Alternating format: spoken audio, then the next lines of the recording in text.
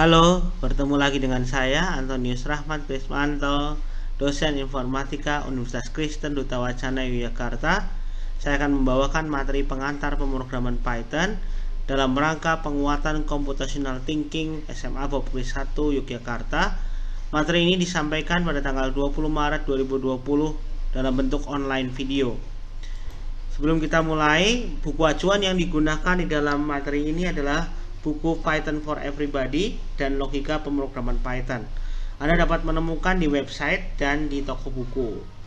Untuk Python for Everybody, Anda bisa melihat di dalam website yang ada di link ini. Jadi Anda bisa menggunakan ini ya, alamatnya py4e.com book. Lalu kemudian Anda bisa mengambil yang bagian free PDF. Nanti hasilnya akan seperti ini.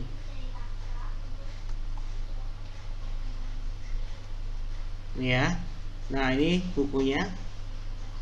Anda akan bisa memperoleh buku ini dengan gratis. Silahkan bisa dipelajari. Kita kembali ke materi. Lalu untuk bisa menggunakan tool Python, digunakanlah Python for Windows jika Anda menggunakan Windows, yang alamatnya di-download dari python.org downloads Windows. Editornya bisa menggunakan Visual Studio Code atau PyCharm Education.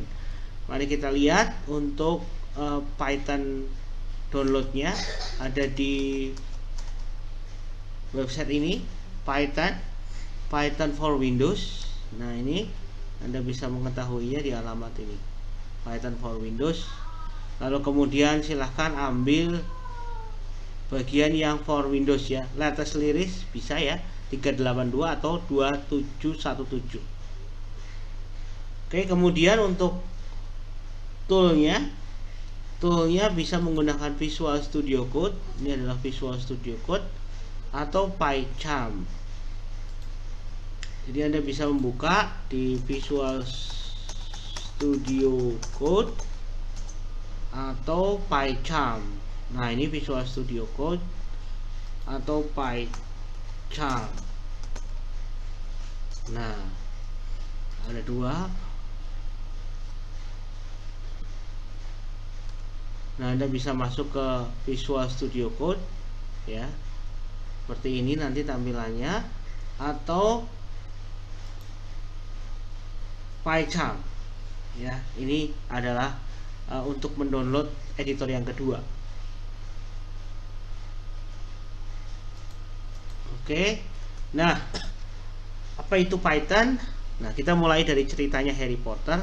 Ada bahasa yang dikenal dengan bahasa Parseltongue, yaitu orang yang bisa berbicara bahasa ular ya, yang disebut dengan Parselmouth.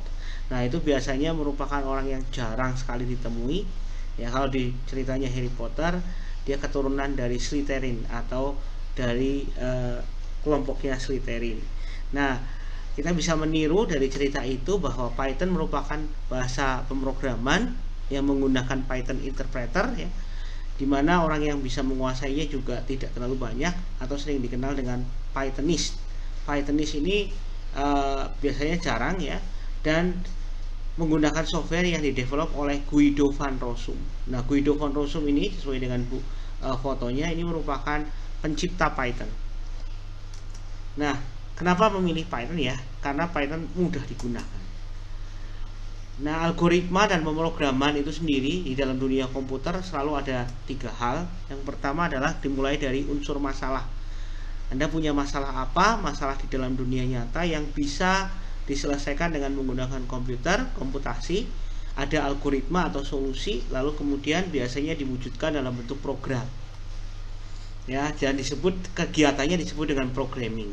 Nah, Anda sebagai seorang yang mau belajar dengan computational thinking, maka membutuhkan skill ini, programming. Nah, kemudian Python itu sendiri seperti yang tadi sudah dijelaskan, dibuat oleh Guido van Rossum tahun 1991, yang digambarkan dengan logo dua ular Python yang bersama-sama warnanya biru dan kuning. bersifat interpreted ya, dan dynamic type. Maksudnya apa? Bahwa Python ini menggunakan interpreter, berarti programnya dibaca per baris. Lalu kemudian dynamic type ini artinya tidak ada tipe data yang harus ditulis. Jadi jenis datanya sangat bervariasi dan bisa berubah-ubah. Lalu bersifat multi paradigma ya, pemrogramannya bisa prosedural, OOP atau object oriented atau fungsional. Lalu kemudian Python sendiri merupakan bahasa pemrograman yang umum dan bisa mendukung sistem operasi yang beraneka ragam, bisa di Windows, bisa di Linux dan sebagainya. Dikelola saat ini oleh Python Software Foundation. Nah, bagaimana proses kompilasi dan menjalankan program Python? Ya, source code Python ini sendiri disimpan dalam ekstensi .py ya. Misalnya contoh .py misalnya seperti itu, di dalam file txt sebenarnya. Dia itu merupakan file teks ya. Lalu bersifat interpreter, di mana pengecekan source code-nya baris per baris. Setelah jadi, maka dikompil menjadi bytecode agar lebih efisien dan lebih cepat. Lalu kemudian baru dilinkkan atau dihubungkan dengan library yang digunakan dalam ekstensi PYC atau Python Compile. Tidak menghasilkan executable, beda dengan bahasa C yang menghasilkan exe. Nah, di dalam Python tidak menghasilkan executable sama sekali. Jadi dia hanya bersifat translasi internal saja. Lalu kemudian ini adalah gambaran proses kompilasi dari source code. Lalu di dalam lingkungan interpreter ini ada compilernya. Compiler menghasilkan bytecode yang tadi disebut dengan PYC, lalu digabungkan dengan library atau modul, lalu dijalankan di atas virtual mesinnya Python secara interpreter, dan hasilnya berupa program yang sedang berjalan. Tidak ada exe-nya atau tidak ada executable-nya. Struktur Python itu sendiri terdiri dari apa?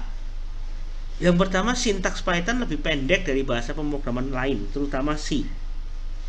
Dia mengurangi kurung kurawal, tidak ada kurung kurawal, diganti dengan indentasi. Jadi tab itu menjadi sangat penting di dalam Python. Tidak ada tipe data secara umum, jadi tidak ada tipe data yang harus ditulis. Mungkin bagi yang sudah mengetahui, tipe data itu ada integer, ada float, ada double, ada string, ada boolean dan sebagainya. Sekarang tidak perlu ada lagi. Terus jadi tidak membutuhkan deklarasi apapun, lebih pendek. Secara fungsi, dia sifatnya bisa mendukung fungsi, kumpulan fungsi yang siap digunakan, namun tidak ada fungsi main atau fungsi utamanya. Struktur utama Python ada modul, ada fungsi-fungsi, dan main program. Jadi 3 hal ini. Main program sendiri di dalam Python tidak terlihat ya, langsung dijadikan satu dalam bentuk baris per baris kode. Nah, ini contoh sebuah program Python yang cukup panjang ya, 26 baris, ini termasuk panjang. Nah, ini untuk mengimplementasikan sebuah pengurutan, cara mengurutkan data dalam bentuk bubble sort. Nah, di sini kita memiliki fungsi namanya bubble sort yang menerima suatu data, lalu kemudian diurutkan sedemikian rupa, saling ditukar menukar, dan akhirnya terurut. Ini contoh struktur fungsi dalam Python. Jadi ada fungsinya, lalu kemudian ini adalah program utama. Di sini tidak ada pemisah antara fungsi dengan program utama, barisnya tetap saja jalan ke bawah ya, tidak ada bedanya. Kalau di dalam bahasa pemrograman lain ada ya, bagian utama itu dipisahkan dengan bagian fungsi. Kalau di Python tidak ada. Lalu file modul pada Python biasanya formatnya tetap sama, nama file .py, jadi tetap ekstensinya py. Lalu cara mengimport modul itu adalah library di pihak lain. Jadi cara mengimport modul adalah dengan menggunakan keyword import nama file .py tadi. Jadi kalau Anda punya mymodule.py, maka kalian bisa mengimport mymodule misalnya seperti ini. Lalu kemudian panggillah fungsi yang ada di sini, fungsinya namanya greeting. Misalnya seperti itu. Nanti akan ada demonya. Lalu kemudian di dalam komputer ada tipe data, mungkin sudah diajarkan pada pertemuan pertama. Tipe data di dalam komputer bermacam-macam, mulai dari teks sampai dengan dokumen video misalnya. Bahkan ada format-format lain seperti exe, file zip, file rar, dan sebagainya. Nah, semua tipe data itu harus disimpan di dalam komputer, dalam memori komputer biasanya disimpan dalam bentuk biner. Misalnya biner 010101 dan sebagainya. Jadi walaupun teksnya itu teks atau video atau dokumen atau exe atau apapun, sebenarnya disimpan dalam bentuk biner. Lalu bagaimana cara membedakannya? Kita yang harus memberitahu komputer bedanya apa, atau membedakan ini teks atau angka atau apa. Contohnya kalau di dalam komputer kita memiliki ekstensi atau ekstensi file, misalnya doc misalnya untuk Microsoft Word, lalu ada txt untuk Notepad dan sebagainya. Jadi komputer yang tahu JPG itu adalah misalnya gambar dan sebagainya. Tipe data pada Python ada tipe data umum, tipe data dasar, dan tipe data bentukan atau tipe data turunan. Nah, ini contoh-contoh tipe data, walaupun tidak terlihat adanya tipe data ya, namun di dalam Python tetap dipisahkan ya, walaupun tidak harus ditulis. Tipe data teks yang berupa huruf-huruf disebut dengan str atau string. Yang bersifat numerik itu adalah integer, ini bilangan bulat, float itu adalah bilangan pecahan, kompleks adalah bilangan kompleks. Lalu ada yang khusus untuk menampung lebih dari satu, datanya ada list, tuple, range, dictionary, set, frozen set. Ya, misalnya ini adalah kumpulan data-data yang jumlahnya lebih dari satu. Lalu boolean ini adalah bool, yaitu true dan false, benar dan salah. Lalu binary type ada bytes, ada byte array, ini lebih ke biasanya berupa biner, jadi seperti exe dalam bentuk kode-kode program. Nah, bagaimana cara kita mengetahui tipe data pada Python? Kita bisa menggunakan type ya, jadi fungsinya adalah type. Kalau kita menggunakan type maka akan tahu, jadi variabel x ini misalnya ini isinya 5 itu apa? 5 itu adalah integer misalnya. Kenapa 5 integer? Karena 5 itu bukan bilangan pecahan, jadi dia termasuk bilangan bulat. Nah, di dalam Python bilangan bulat itu disimpan di dalam int. Oke, lalu tipe data yang lain ada lagi, yaitu misalnya diupdate dalam petik 2 yang disebut dengan tipe data string str. Lalu bilangan bulat disebut dengan integer, lalu kemudian bilangan pecahan disebut dengan float, lalu bilangan kompleks, lalu kemudian ada list itu adalah kumpulan data yang menggunakan kurung kotak ya. Lalu kemudian tuple itu kumpulan data yang bentuknya kurung biasa. Lalu kemudian yang sering dipakai adalah dictionary. Dictionary ini adalah pakai kurung kurawal dan terdiri dari pasangan data ya, pasangan data. Harus sepasang. Lalu kemudian set itu menggunakan kurung kurawal, set ini berarti himpunan ya. Terus boolean, bool itu adalah true false, T-nya besar.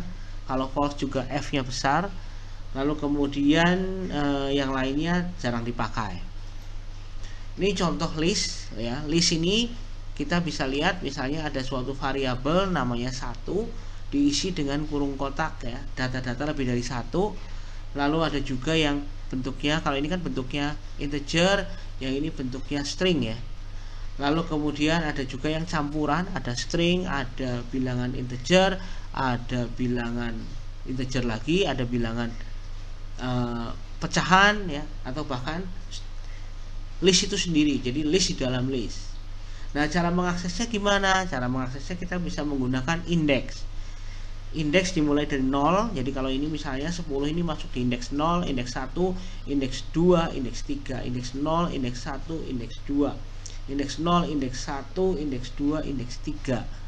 Nah, print 2 yang ke 1 berarti nanti hasilnya adalah ram bladder. 1 yang ke 0 berarti 10. 3 yang kedua 0, 1, 2 berarti akan ada 2 data, yaitu 10 dan 20. Bagaimana cara mendapatkan satu data saja? Maka Anda bisa menggunakan indeks 3 yang kedua ya, terus diambil lagi indeks ke 0-nya, berarti sama dengan 10.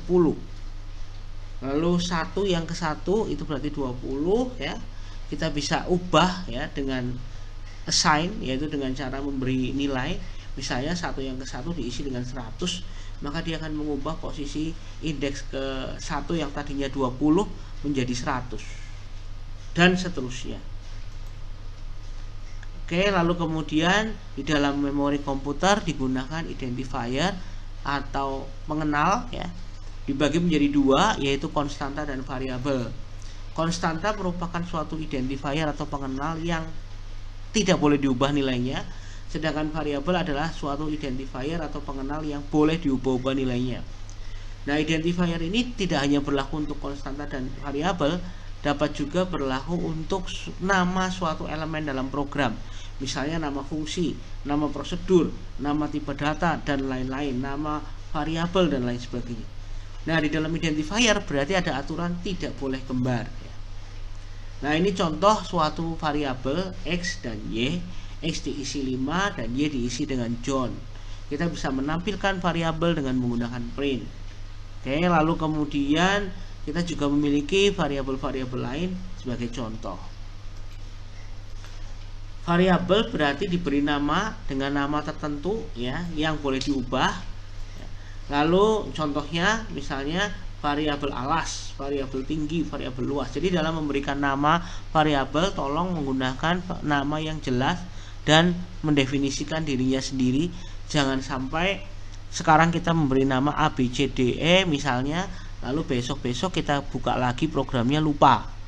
Jadi harus diberi nama yang jelas sehingga kita bisa mengingat itu untuk apa ya. Terus kemudian aturan penamaan variabel, beri nama yang jelas ya, dan jangan membuat variabel-variabel yang singkat tapi tidak jelas.